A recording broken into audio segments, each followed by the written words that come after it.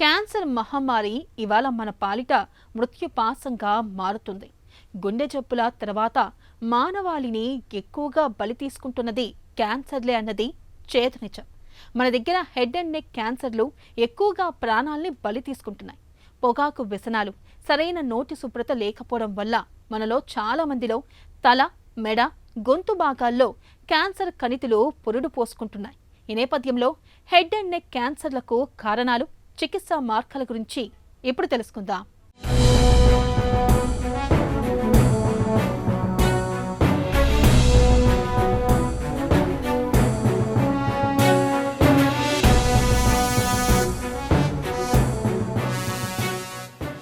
నోటిలో, గొంతులో, స్వరపేటికలో, ముక్కులో, థైరాయిడ్ గ్రంథిలో, లాలాజల గ్రంథులు, తలభాగంలో వచ్చే క్యాన్సర్లన్నిటినీ కలిపి హెడ్ అండ్ నెక్ క్యాన్సర్లని డాక్టర్లు పిలుస్తూ ఉంటారు. మన దేశంలో ఈ క్యాన్సర్లు రావటానికి పొగ తాగటం, జర్దా నమలటం, గుట్కాలు, పాన్పరాగులు తినటం, మద్యపానం తీసుకోవటం లాంటివి ప్రధాన కారణాలుగా కనిపిస్తూ ఉంటాయి. హ్యూమన్ ప్యాపిలోమా వైరస్ కూడా ఈ క్యాన్సర్లను తెచ్చిపెట్టే మరో కారకం. రేడియేషన్ వల్ల కూడా ఈ క్యాన్సర్లు వస్తూ ఉంటాయి. కొద్ది మందిలో వక్కపొడి నమలటం, విటమిన్ లోపాలు, దంతాలు, చిగుళ్లలో వచ్చే సమస్యల వల్ల కూడా ఈ తల, మెడ క్యాన్సర్లు వస్తూ ఉంటాయి. ఈ క్యాన్సర్లు స్త్రీలలో కంటే పురుషుల్లోనే ఎక్కువగా కనిపిస్తుంటాయని సర్వేలు చెబుతున్నాయి. నోటిలో గాయాలు, గొంతులో రక్తస్రావం, ఆహారం మింగేటప్పుడు ఇబ్బందులు, దీర్ఘకాలిక దగ్గులో రక్తం పడటం, మెడపైన ముద్దగా అనిపించడం లాంటివన్నీ ఈ క్యాన్సర్లలో కనిపించే లక్షణాలు. హెడ్ అండ్ నెక్ క్యాన్సర్స్ అంటే తల, మెడకు సంక్రమించే క్యాన్సర్లు. అందులో వివిధ రకాల క్యాన్సర్లు ఉంటాయి. వాటిలో ముఖ్యమైనది మొదటిది ఓరల్ క్యావిటీ లేదా నోటి క్యాన్సర్ అంటాం. రెండవది అన్నవాహిక క్యాన్సర్ లేదా ఓరోఫారింజియల్ కార్సినోమా. మూడవది స్వరపీఠిక క్యాన్సర్, లారింజియల్ కార్సినోమా అంటాం. నేజల్ క్యావిటీ మరియు సైనస్లకు వచ్చే క్యాన్సర్స్. ఐదవది సలైవరీ గ్లాండ్స్కు సంక్రమించే క్యాన్సర్లు. మన భారతదేశంలో వచ్చేసరికి మొత్తం క్యాన్సర్లలో 30-35% వరకు ఈ హెడ్ అండ్ నెక్ క్యాన్సర్స్ అనేవి కనిపిస్తున్నాయి. అలాగే ఇది మగవాళ్ళల్లో ఎక్కువ శాతంగా ఉంటాయి. ప్రతి 33 మందిలో ఒకళ్ళకి వచ్చే రిస్క్ ఉంది. అలాగే ఆడవాళ్ళల్లో 100 మందిలో ఒకళ్ళకి వచ్చే రిస్క్ ఉంది. ఈ హెడ్ అండ్ నెక్ క్యాన్సర్లు రావడానికి మొదటి కారణం smoking and tobacco chewing. Smoking అనేది 2 రకాలు ఉండొచ్చు. Smokeless are smoking. స్మోక్లెస్ అంటే స్నఫింగ్ కానీ, కైని, గుట్కా, జర్దాపాన్ ఇటువంటివి. రెండవది మద్యపానం. మూడవది షార్ప్ టీత్ ఉన్న లేదంటే ఇల్ ఫిట్టింగ్ డెంచర్స్, పెట్టుడు పళ్ళు సరిగ్గా లేకపోయినా. నాలుగో కారణం వచ్చేసరికి వైరస్ వల్ల, హ్యూమన్ పాపిలోమా వైరస్ అంటాం. హెచ్పివి వైరస్ వల్ల ఓరోఫారింగ్స్ కార్సినోమా వస్తుంది.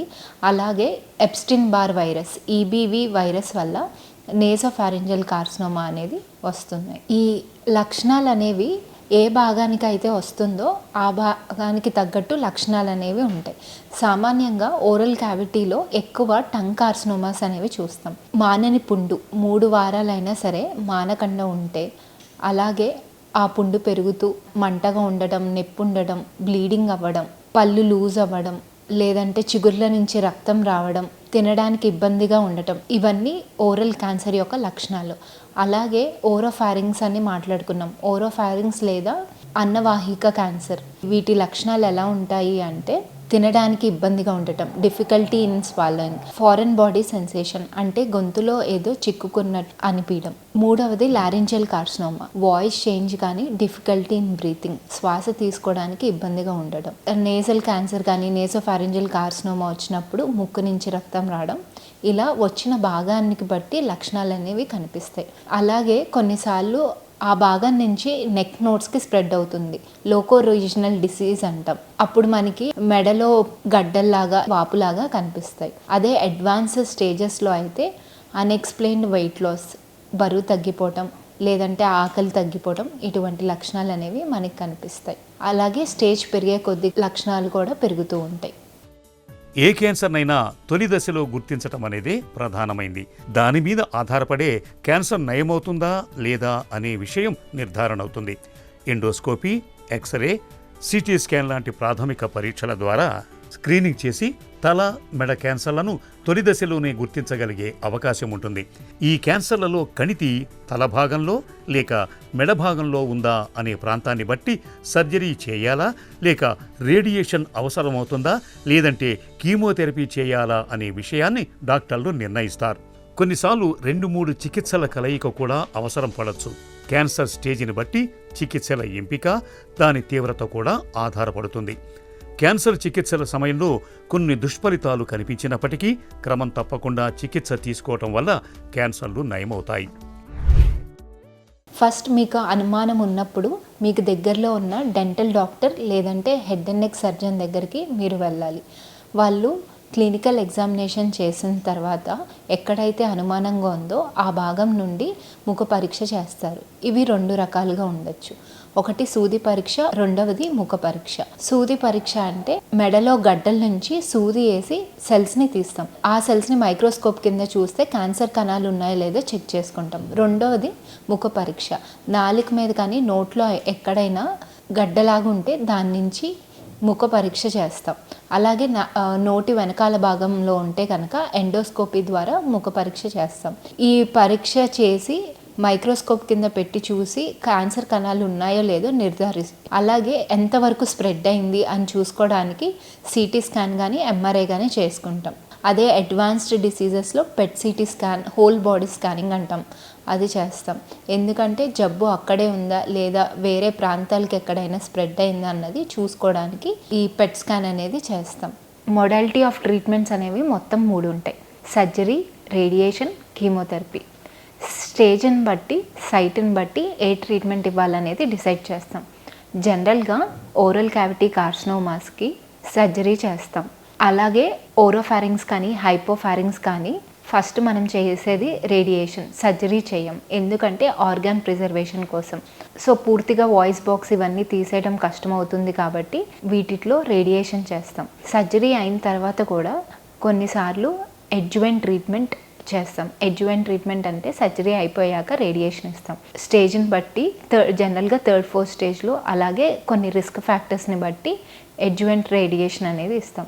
రేడియేషన్ అనేది కరెంట్ ట్రీట్మెంట్ అని అపోహ ఉంటుంది, కానీ అదొక x-ray treatment. High energy x-rays use చేసి క్యాన్సర్ సెల్స్ని కిల్ చేస్తాం. దీంట్లో అడ్వాన్స్ టెక్నిక్స్ ఉంటాయి: ఐఎంఆర్టీ, వీమాట్, ఐజీఆర్టీ. ఈ టెక్నిక్స్ యూజ్ చేయడం వల్ల క్యాన్సర్ ఎక్కడైతే ఉందో ఆ ఫోకస్డ్ ఏరియాకి ఎక్కువ డోస్ ఇస్తూ పక్కనున్న నార్మల్ టిష్యూకి తక్కువ డోస్ ఇవ్వడం వల్ల సైడ్ ఎఫెక్ట్స్ తగ్గుతాయి. అలాగే క్యూర్ రేట్స్ అనేవి పెరుగుతాయి. రేడియేషన్తో పాటు కొన్నిసార్లు కీమోథెరపీ ఇస్తాం. కీమోథెరపీ అనేది వారానికి ఒకసారి ఇవ్వడం జరుగుతుంది.